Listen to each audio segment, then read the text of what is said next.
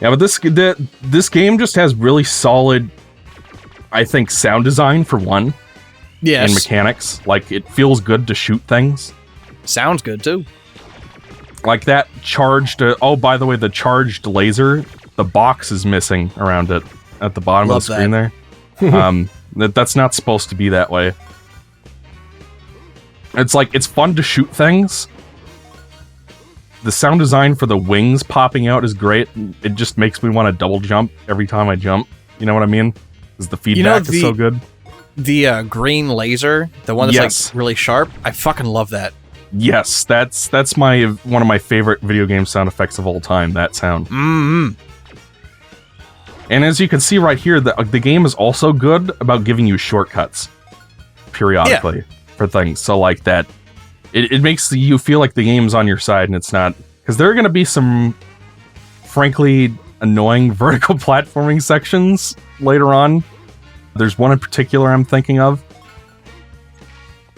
But the game is like, I know for the most part, it just has really solid level design. Like every level has like discrete sections to it. He's like doing the duck. Yes! Like you have this pool, you have the yard with the lawnmower in it, you have the junky yard with the truck on it, and then you have the treehouse in kind of the center. Like you have all these discrete sections, which... You know, and then each of them kind of have their own little bespoke platforming sections that are all fun to go through. It's just fun to jump on things. Yeah. And they play around with that sense of scale, too. Where like that's what I was going to say. It's my favorite part of this game. And technically you could do it with any Toy Story game, but like this is... it's just the one we have on hand, but like the scale of this game is fucking awesome. I love games where you're like... Maybe this is why I like Pikmin a lot, but I love games where the environment around you just dwarfs you. So I think it's really cool. Like a dwarf Bulblin. Yeah. Which are technically part of the breadbug family. According to Olimar. You know, I think this was technically like the first Collect-a-thon that I've ever really played. Yeah, like I'm trying to like one really maybe besides like Mario Sunshine or something. I don't know. Because like I'm looking back to like the 3D games I played when I was a kid. It was Sonic Adventure. It was this. It was Ocarina of Time, and it was the Spider-Man from Neversoft. Those were like the first, you know. And this was like the game that kind of like made me realize like how fun it is to like just fuck around with the environment. To like oh, if I push this thing will fall, or if I grab onto this thing, you know, he'll slide down the little zip line, or you know. Yeah. It did well for my little monkey brain. Your lizard brain? Yes. Yeah, like this game just has really solid pacing for the most part. There are a couple levels that are a little iffy in that department, but it's like you can route this level in a bunch of different ways. Mm-hmm. And like I think the worst one is the apartment. Really, you think so? Yeah, I'm not a fan of that one. I guess we could talk about that when we get to it, but yes, I would probably pick specifically the grappled segment of Alleys and Gullies is the worst part of the game. Personally, that as well. I'm not too fond of that one. That one's like when you're in the air vents and shit. No, that's elevator hop, but that's up there too because it's like. Most of the levels in this game are pretty open-ended. Like there are some linear sections later on as we go along. Like Owl's Spaceland has a couple of those, but most of it, for the most part, you can kind of go in any order you want. It's still finish the level within like 30 minutes, 20 to 30 minutes. You know, a lot of these are also very vertical too. Yeah, like, you go really high up on a lot of these levels. Like this treehouse platforming section. Is like burned into my brain from childhood. Oh yeah. Like, I almost want to say this is my favorite level, but I also really like. I don't know. Buzzwhy.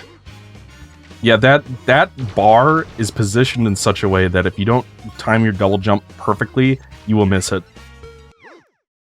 Fun fact: there's a game. If you press the right bumper, it'll lock onto him. Yeah. And that'll make it. That is true.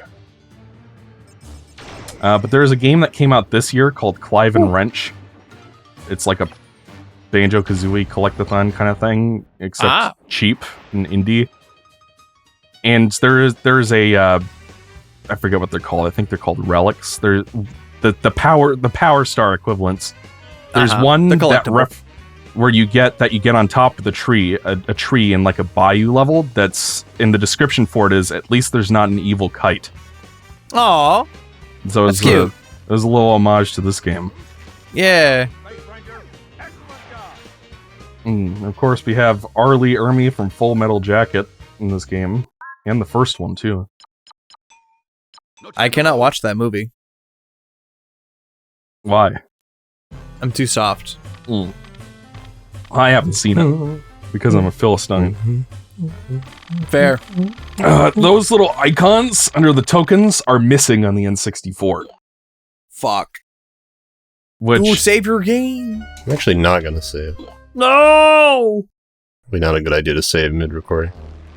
No, you can. There are multiple save slots, so we can make our backup save later. But here we have the boss. Now, Ryan, I don't know if you're going to be on the same page as me, but since you're also an N64 baby... Yeah, the music's gonna be weird. Yeah. Like, for some reason... I remember reason, the music being intense in N64. Well, so do you remember the slime monster boss? Yes. They swapped the music for the plane and the slime monster on N64. So this is the N64 slime music playing right now. Okay. And personally, I don't know about you, I think the N64 music placement makes way more sense. I'd have to hear it again, because I honestly can't remember. Because the N64 plane music has a guitar in it. It's like a... and then this obviously is focused on piano. And I think this piano track fits being attacked by Slime Monster way more. I just remember the slime monster being freaky. Like, it scared the shit out of me when I was a kid. Be careful with that. It's extremely dangerous. I think exactly the opposite, so...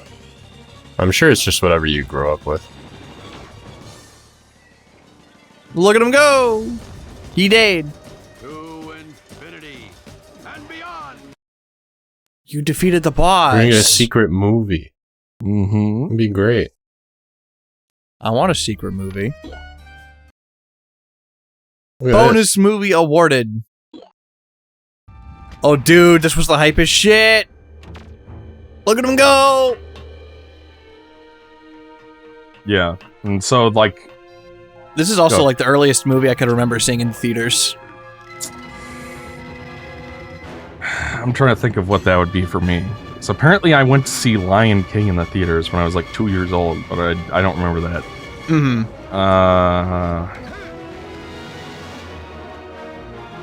But I know I definitely saw this in theaters in 1999 when I was like 4 years old. Yeah.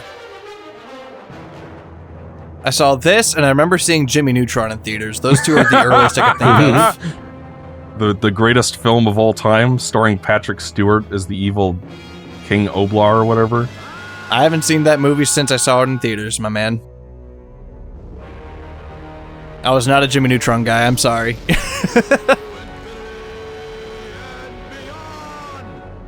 Did you know that Cindy Vortex is voiced by Sandy Cheeks? I believe, yeah, actually that makes sense. I hear it. She was also Zoe in Spyro 2 and 3. Now see, that I don't know, because I don't play Spyro, or I haven't yet. And her last name is the same name as the guy who voices Plankton, so I think they might be married. Oh. Oh. Okay, so Rex in the game. You guys remember Terminator 2? Sure you will, Rex. You ever seen that? Yes, I have seen Terminator 2. You remember No. do you remember the mental hospital with the evil psychiatrist? Vaguely, yes. That guy, his name is Earl Bone, voices Rex in this game. They couldn't get Wallace Shawn in the game for some reason, so they dubbed him over with Earl Bone, Dr. Silberman from Terminator 1 and 2. Rude. And for some reason, they couldn't get Wayne Knight's voice in the game either, so Al sounds completely wrong in the FMVs. All right, nobody look till I get my cork back in. Good work, men. 2 blocks down and only 19 more to go. What? 19? Okay, I have another fair question for you gentlemen. Yes. Is the Toy Story trilogy the best trilogy of film ever? I have my own personal favorite trilogy. It's not Toy Story. I actually like the Pirates of the Caribbean trilogy more. Really? Yeah, it's actually my favorite trilogy. I love those movies. They're fun. Huh. I feel like Toy Story is in the running. Because with most trilogies, there's usually a weak link. There's usually a weaker film. Right? Like you have the Return of the Jedi of the 3, you know? It's not necessarily bad, but it's like clearly it's stepped down in certain respects. Yeah. And probably most people would disagree with you on Pirates of the Caribbean and call At World's End or whatever it's called the weak link. Well, they say At World's End. They say Dead Man. They say I always hear people say that there's only one good movie, and I'm like, nah, nah. I love the other two. What can I say? I love Davy Jones. Whatever the He's third fun. one is called. At World's End. Yeah. And I don't know. It's like most trilogies have that weak link, but I don't really feel like Toy Story does. And each movie is really distinct. In such a way where it's worth seeing all 3 of them. They don't have to bring back the Death Star in the 3rd one. You know what I mean? Yeah. Or bring back the Nazis like Indiana Jones did for the 3rd one, you know? Great going, Buzz. Oh, you mean how they did for the 3rd one, as in the best Indiana Jones movie? I know a lot of people it's a lot. Some people hate Temple of Doom. That movie is very different from the first one, and perhaps different to a fault. But it's like they didn't try to just do the same thing again. Yeah. But a lot of audiences didn't appreciate that at the time, so they kind of like, all right, I guess we'll do Nazis again for the 3rd one. Well, that was after George Lucas pitched a version where Indiana Jones goes to a haunted house. And Yes. Hell yeah. Because George Lucas is an insane man. I think you might have gone too far in a few places. You know, he's insane. He's very earnest. I appreciate that. That is true. I'm working on my own personal films and raising 2 daughters. It's been quite an adventure. But you know, honestly, I respect the man. Yeah. He's a visionary. Gotta give credit where it's due. I think he's like the Yuji Naka of 80s pop culture, where he was just in the right place at the right time, working on the right movies, and then other people cleaned up his ideas for him. Yeah. Speaking of which, Yuji Naka is going to prison for insider trading. That's silly. What a silly little man, that Yuji Naka. That's a way to phrase it. Listen, I'm just trying to be polite. I think there's a unique transparency effect on this paint can in this version. But, yeah. This version actually has some unique graphical effects in it. The DC version does too. Like, it has like a special fog effect. Is the DC version in 4:3 in black and white? It is and not 4 black hours and white. long? It is not 4 hours long, unlike that Trixie fan fiction. Does it? Is there a specific movie you're referencing with that? Because I don't get it. Well, you said the DC version, so... the Justice League, yay! Yeah. 4:3, I have 4 not hours seen. long. I have not seen the Snyder cut of Toy Story 2 yet. I didn't know you could do that. I'll have to remember that.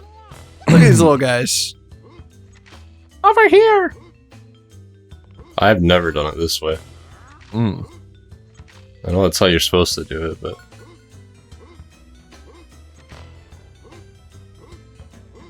So, King, what's your history with this game? We've heard Ryan's.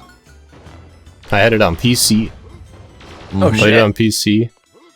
Because my dad was a PC gamer. Fun fact. He played like Doom and Quake and shit. Yeah, so. my dad was too. Do you happen to still have his old PC games lying around? No. I do. Oh. I might have to buy some of them off your hands, because I'm trying to build a collection. I mean, he has like the Diablo. I think he has Warcraft 3 on there or something. Mm-hmm. Like the CRPGs. Not really like the shooters, but Mm-hmm. yeah. Because retro PC games are like the exception when it comes to retro games, in that they're relatively cheap. Mm-hmm. So, like, it's much easier to get a copy of Sonic R for Windows than it is for Saturn. And much cheaper.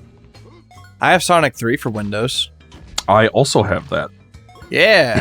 I also have Sonic I played CD. Sonic and Knuckles on PC as well. Hell Specifically yeah. Sonic and Knuckles. So, And my that's- dad didn't fucking know any better. He was so just like, do hey, you- look, you like Sonic, right? You So know, do you- like, Do you think that the MIDI music from that is cursed as well? The what? The MIDI music from that? Because it doesn't have the Genesis soundtrack, it has, like, MIDIs. Honestly, don't really remember that well. Nah. It's been a long time. Because unlike that game, I actually played this game a fuck ton after I grew up with it. Yeah. Because, like, you know, I grew up with the PC version and I loved the movies. And Mhm. Toy Story 2 is probably my favorite film as a child. And I just played the fuck out of this. And eventually, when I didn't have it on PC anymore, I just played it on PS1. So, Mhm. yeah. And I have played it so much that I pretty much know it like the back of my hand. And there's something about it, man. There's just something about it. It flows really well. I'm not going to say the game's flawless, but like for me, the flow of the playthrough is just like Yeah. immaculate. I love it so much. It has really tight pacing and good level design. Yeah. well, it also just kind of feels like, you know, like a licensed game or a movie tie-in game doesn't really have any business being this good.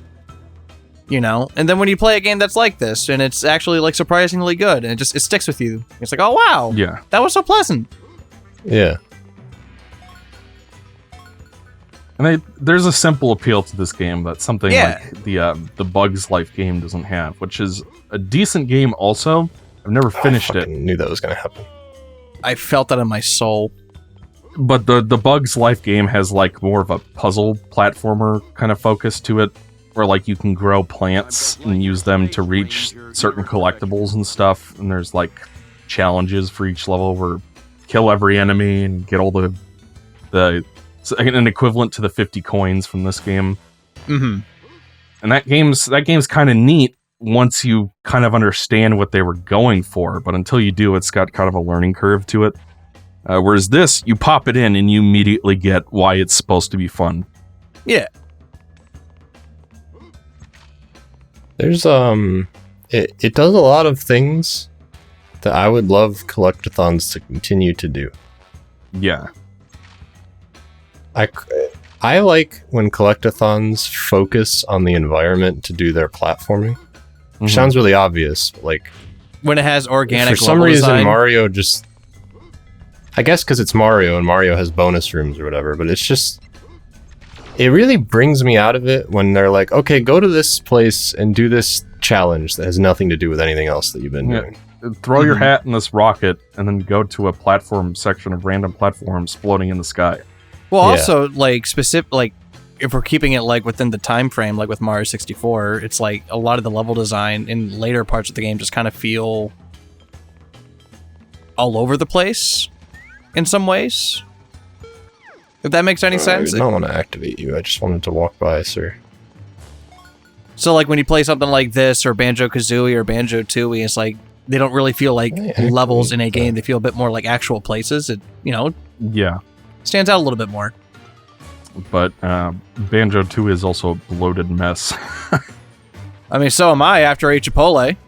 I know a lot of I people... just wish, because, like, really, with Mario in particular, there's just, for me, I feel like there's very little reason to do the bonus room thing, because if you're going to do that, then just go make a regular Mario game. You know, like Yeah, Oh, I think and this always made my stomach turn. I think in the case of Sunshine,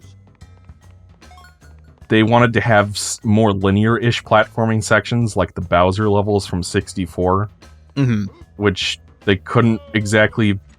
You could put into an open sandbox kind of level, but it would be more difficult to do. So I think that's kind of why they do it, is we can have something that's more of a linear sequence of obstacles if we put it in its own environment, separate from the main level. I don't know, like the way that this game handles it is by having essentially closed off sections with their own platform. Like the Al's apartment level is a good example, where each room of the apartment has its own little linear platforming section in it. Yeah. Yeah.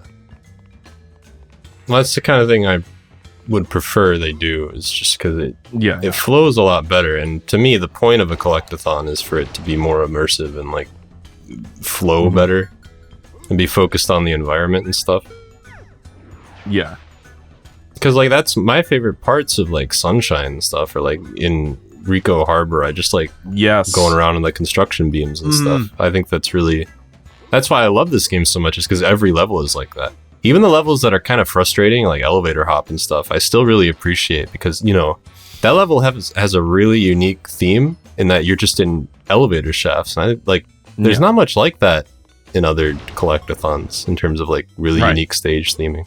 They took advantage of the IP to basically take ordinary environments and kind of, when you're playing them at the stature of a little toy, it makes them interesting in a way that they wouldn't be if you were like a normal sized human.